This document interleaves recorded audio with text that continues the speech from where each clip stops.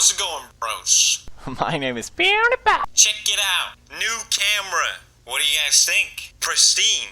This is actually, if you can believe it. This was filmed with my camera. I made this camera. Alright, honestly, which one is better?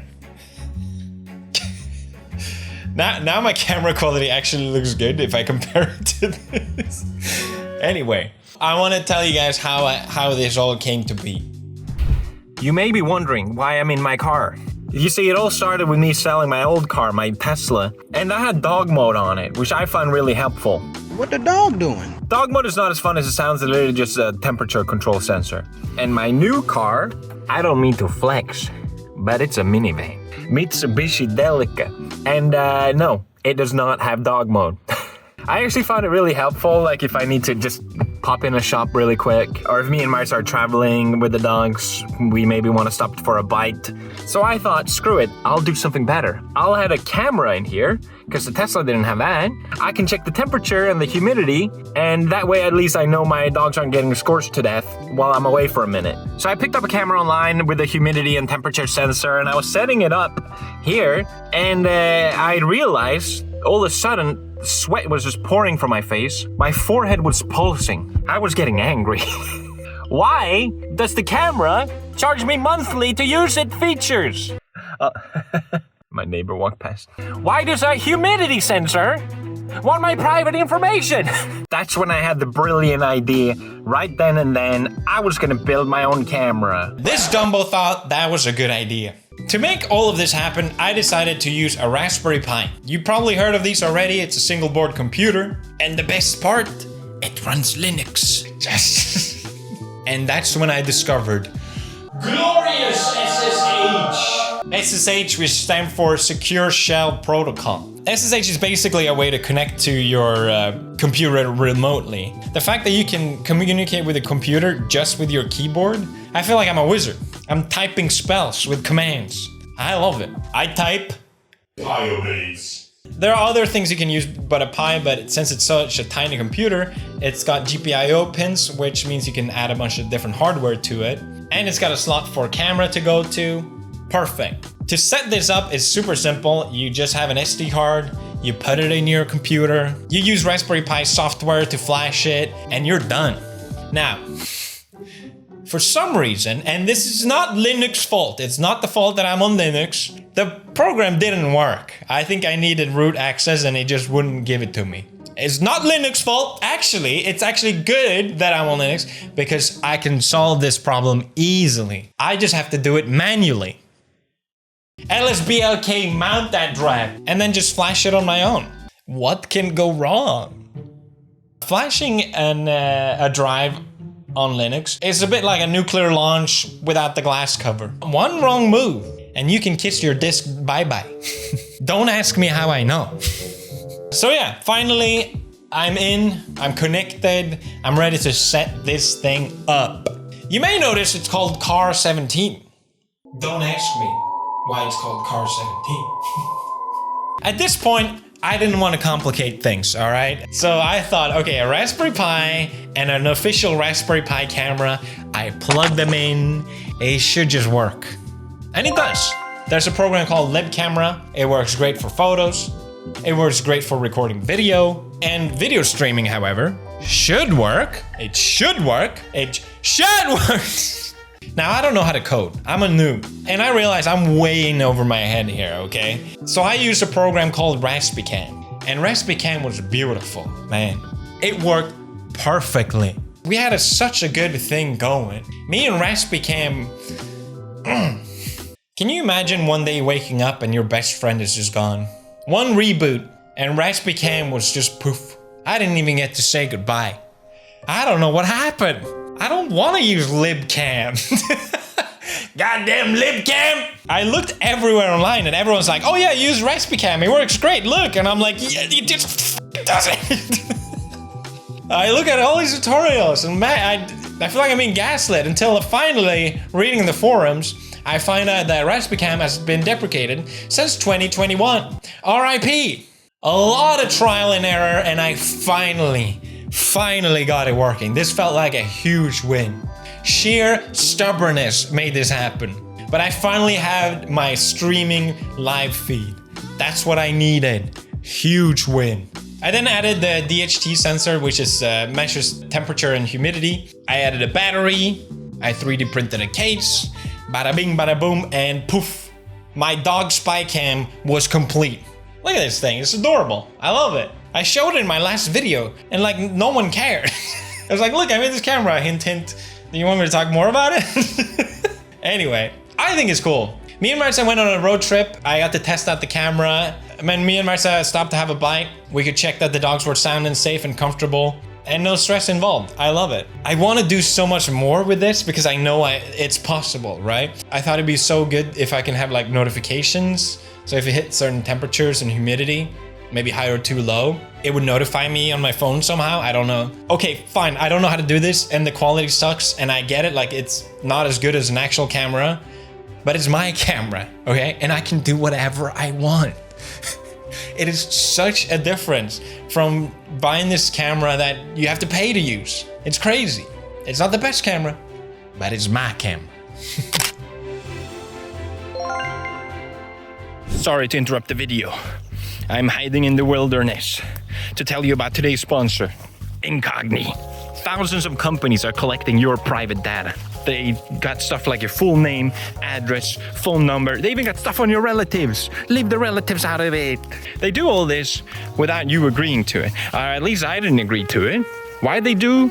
Because they make money of your data. That's my data, that's my money. If you're getting spam calls, that's a dead giveaway that your data has been compromised, for example. Now, the good news is you can opt out of this. You have the legal right to. The bad news, it will take you likely years and a lot of time that you maybe want to spend doing other things. That's where Incogni comes in. They go John Wick on these bastards. They do it all for you and you can just watch it all happen while you sit back and relax. If you go to incogni.com/pewdiepie, you get 60% off. That's a great deal. That's practically a steal. And they have a cool new feature where if you have family unlimited plan, you can point to anywhere online where your private data is and that you want removed, and they'll do that for you. Seriously amazing. As someone who's tried to do that before and just be like, it's too difficult. It's too time consuming and it costs too much money. This is a great deal. So check out incogni.com/pewdiepie, get 60% off. Thank you for sponsoring this video. Now I gotta find my way out of here. Now, project number 2. That's right. While I was tinkering and sminkering, I got a little bored at a certain point with this.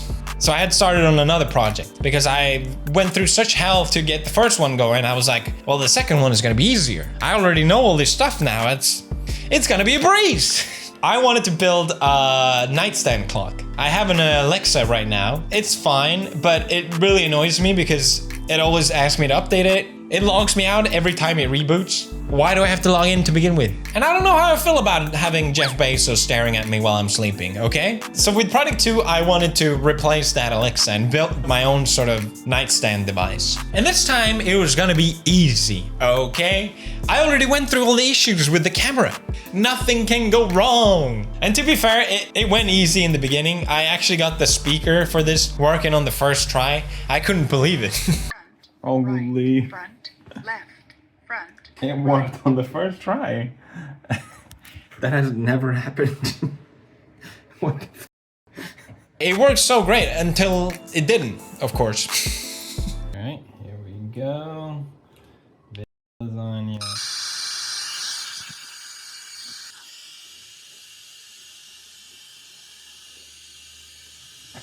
Why does everyone I love leave me? A little side note here. I don't know if you guys have noticed this, but anytime tech reviewers on YouTube, when they review a tiny speaker, they all do this and I don't understand why. They go, oh, it doesn't sound bad at all for its size. If it's tiny, it's bad by default, okay? Listen, my brethren, my brother, tiny isn't good. We have to accept this. Physics is physics, brother. Come here, it's okay. Anyway, my speaker, however, super bad. I really wish I got a better speaker. It's literally made out of paper. Guilty. You're trying to dethrone me from spot on number 1, but you in the year you lose. So best thing you haven't. But I know a secret trick that all these tech reviewers don't know about. If you cut the ground wire while it's playing, it sounds amazing. Felix Lawyer here. Do not cut the ground wide. Man, my speaker did all kinds of weird stuff. It made it funny at least. I wanted to set up Spotify on this so I can stream music on it, even though the speaker is terrible. And it was super easy. You just install the package, bada bing, bada boom. With this project, most of the time I had to spend on was actually 3D printing because I wanted to try and make this look nice at least. I was inspired by old handheld radios. I wanted to have like this handheld feel to it, even though it's not a handheld device. But most of the time I spent 3D printing, and here's me breaking my filament sensor while trying to clear some clogged filament.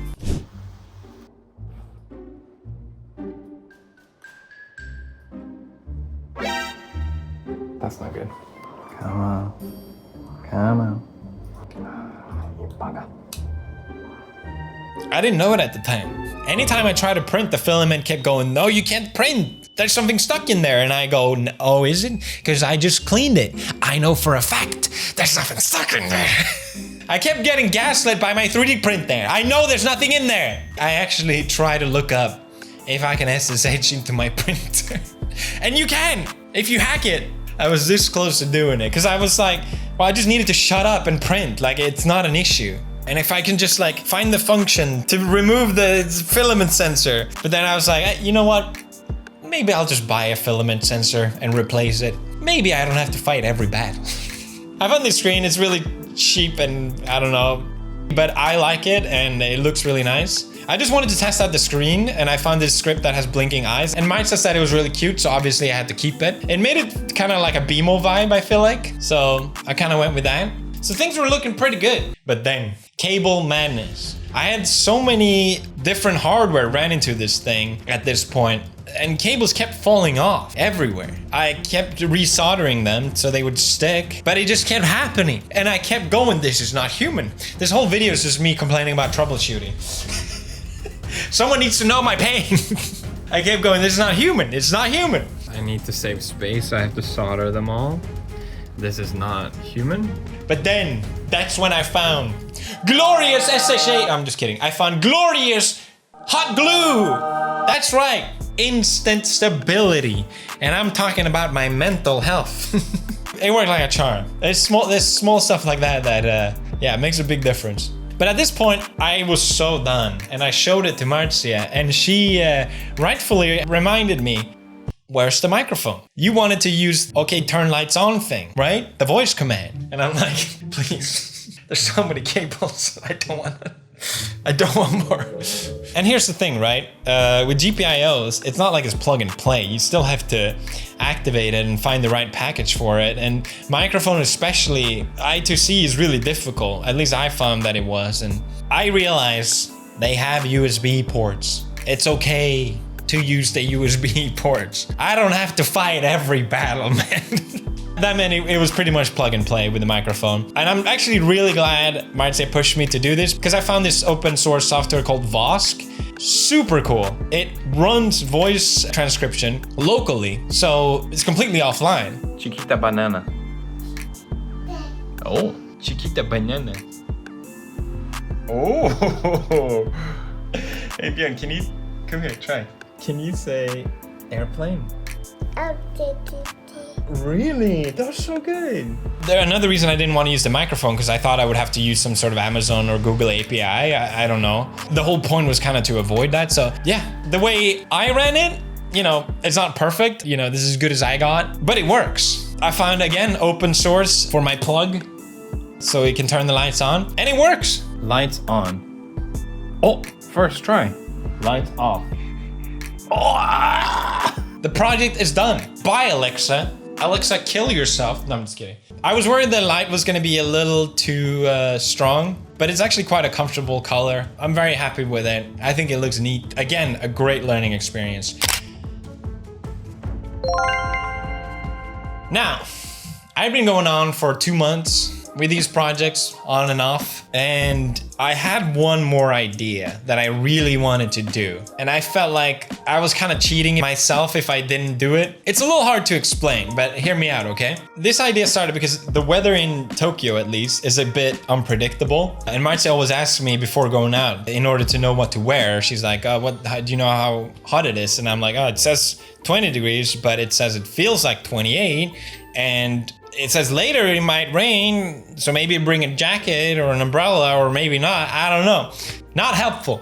So I thought, what if instead of deciphering all these data, what if you just looked at a screen and then there's an avatar that is dressed for the weather and you just match what the avatar is wearing? You don't even have to think about it. Genius! I was curious if anyone's ever done this, and yes, there are like apps that do it. But then I ruined the idea completely because I got another idea. Okay. This happened because I was going to use an e-ink display. E-ink displays are amazing. They run on super low power. They have this sort of pixelated retro feel to them, which I really like. But I ordered this one and it was way smaller than I thought. I was like, that's not going to work. But I can use it to just test out how I want to execute this idea. Then Marcia glanced at it and she was like, oh, it's so cute and tiny. And I was like, my brother, maybe tiny isn't so bad after all. Maybe this is perfect, adequate size, huh? Maybe. Seeing the little avatar guy on this tiny screen made me think of Tamagotchi. You know those 90s virtual pets that everyone had? I love the look of Tamagotchis, I love the nostalgic feel of Tamagotchis, but I gotta be honest, and maybe I'm the only one, I hated the Tamagotchis. They were so annoying to me to always take care of them. I know that was the whole point, but it felt like a chore. So that's when I came in with the $1 billion idea. What if instead of you taking care of Tamagotchi, Tamagotchi take care of you? Or that way. My brain exploded with ideas. I was like, it can give you quests. You can level up. It can be like a habit building device. It can still show you what to wear for the weather. It still does that, but also so much more. I told this idea to Marcia and she came up that I should do like a water tracking to make sure you're drinking enough water during the day. I pretty much swim in G Fuel, so that's not necessary for me, but she said it was actually useful. And she said that water tracking apps that are free on your phone are absolutely terrible. So I checked it out and can confirm they are terrible. So I thought I could build something like that. And then I remember I used to have this function on my smartwatch where it was for meditation. It would tell you when to breathe in, hold your breath and breathe out, and I just felt like it was really helpful. That's like a good habit that I would love to get back into. There's so many more things that you could do. Like what if it like gave you quests to of all the stuff that you forget about, like I don't know, call your mom, go to a park, compliment a stranger. But I wanted to keep it simple because I've been doing this for way too long now. So I set a deadline for myself and I really crunched to get this last project done. I had to ditch the e-ink screen because their refresh rate is terrible. It's not really built for that sort of thing, and it didn't have partial refresh as well that some displays have. Marcia drew the Tamagotchi art and it looks so cute. She did such a good job. I really feel like this made it come to life. I added buttons for it this time instead, and squeezing all of this into a tiny device was really hard. I tried my best. And I think it's best I'll just walk you guys through it. All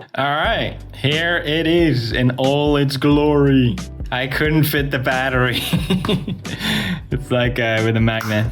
This is the on button. It takes quite a while to boot, I'm not gonna lie to you. Oh, there we go. Man, Marcia did so good with the art. Get a tan, because it's hot and sunny.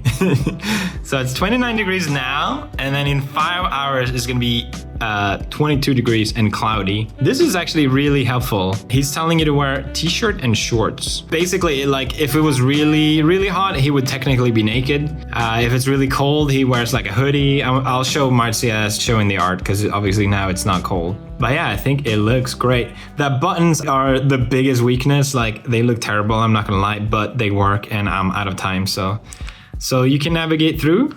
You click to change. This is the water tracker menu.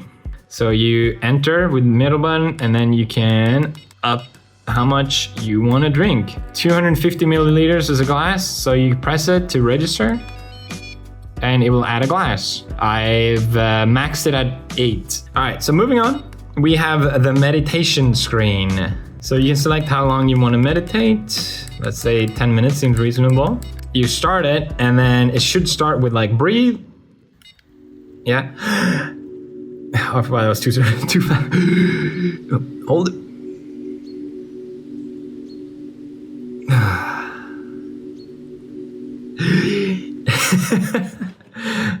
All right, love it. Live, laugh, love it. So proud of it. Even though, you know, this is far from finished or even being anything practical to actually use, I wanted to just challenge myself to try my best.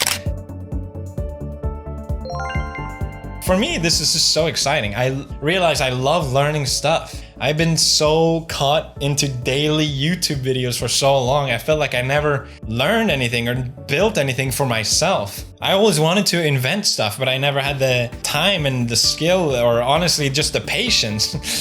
This is kind of stuff I would love to build with Björn when he's older, if he has some kind of crazy idea or interest in it at all, I don't know. I'd love to share more stuff with you guys. If you want to subscribe, thank you so much for letting me yap. That's it, and brofist. This video is sponsored by Saily.